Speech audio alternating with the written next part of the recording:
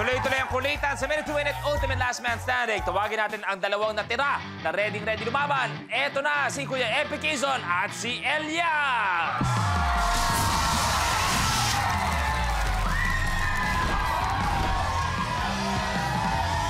Eto na tayo. Head-to-head challenge. Kung sinong unang makagawa ng challenge, 1 point. Kung sinong unang maka 3 points, ang magiging Ultimate Last Man Standing, dagdag 75,000 at maglalaro para sa 1 million pesos. Bago ang lahat, eto si Elias, medyo matindi. Kuya Eps, maraming pinapasaya ito. Eksakto, si Gray, wala ngayon. Oo nga eh. Kung sakasakali, baka pwedeng ipa-audition to sa show nyo. Pwede. Oo. Actually, di ba, ang mga paniki kasi pakpak yan eh. Pwede to. Sige, ano ang paliguan ng paniki? Bathtub. Ano ang paniki na walang lakas? Ano? Lobat. Oh, lobat. Tama. Anong tawag sa anak ng paniki? Uy, alam ko yun. Alam ko yun. Oh. Bata. Oh, pwede. Ano ang tanong ng paniki sa kapwa niya paniki? Oh. Ba't gano'n? Ba't yun? Oh, kuha. Oh, last. Anong tawag sa paniki na nakakatawa? Oh. Paniki. Oh, pwede. Gray, pasensya ka lang, wala ka, Gray. Partida, wala ka pa dito niyan, Sana ang bagong kambat. Oh, pwede na. Kaya eto na ang unang head-to-head blueprint. Mini pot. Sa challenge na ito, kakailanganin ang dustpan, plastic na pitchel at golf ball. Kailangan gamitin ng player ang dustpan bilang golf club o putter para makashoot ng 3 golf balls sa pitchel na nasa sahig at may layong 9.75 feet mula sa marker. Isa lang. The game begins in 3, 2, 1. Kailangan magstay sa loob.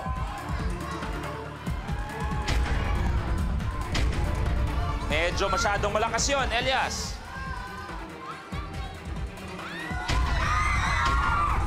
Pwede mo tanggalin kung gusto mo.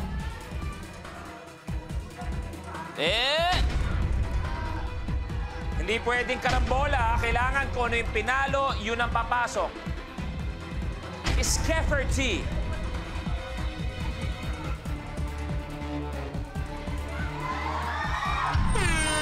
Pasok! Tapos ang challenge! Epi, nauna ka! Ang score natin, 1-0. Lamang si Kuya Epi. Pero tandaan, race to 3 naman tayo. Kaya good luck sa inyo. Take a look, Tamar. Bottoms up. Sa challenge na ito, gagamit ang player ng yoyo para matamaan naman ang mga lata ng soft drinks. At para mas may challenge, ikakabit ang yoyo sa likurang bahagi ng player at kinakailangan niyang gumiling, kumembot o umikot para matamaan ang 4 na lata mula sa kinalalagyan nito. The game begins in 3, 2, 1. Isa.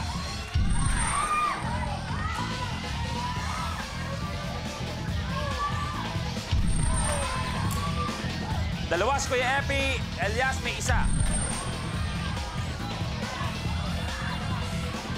Hayop si Kuya Epsa. Habol. Tapos. Epi, nauna ka! Score natin, 2-0. Ibig sabihin, pag nakuha ni Kuya Epi ang next challenge, may 75,000 at maglalaro for 1 million. Kaya Elias, kailangan galingan, kailangan humabol. Okay? Kaya eto na, blueprint. Corky. Sa challenge na ito, hindi muna sila kailangan sa mga bote dahil kailangan ilaglag mo ito at dapat mag-landing ito ng patayo. The game begins in 3, 2, 1. Taas. Taas, konti.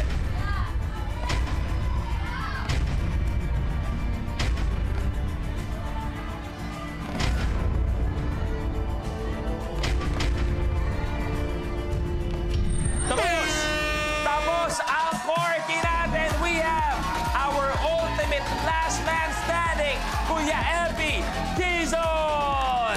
Ganun talaga. Elias, maraming salamat sa pagsali sa Minute to Win It. Marami kang pinasaya, marami kang pinangiti. At si Elias meron pa rin 15,000 pesos. Anong gusto mong sabihin? Maraming salamat sa... Minute to Win It.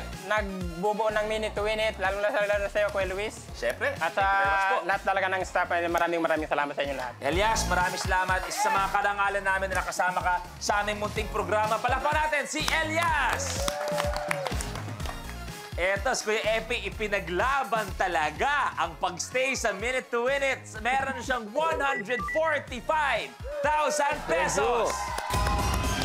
Pero eto na siya ang maglalaro para sa 1 million pesos. Ano kaya ang magiging blueprint na pang 1 million? Super Cone.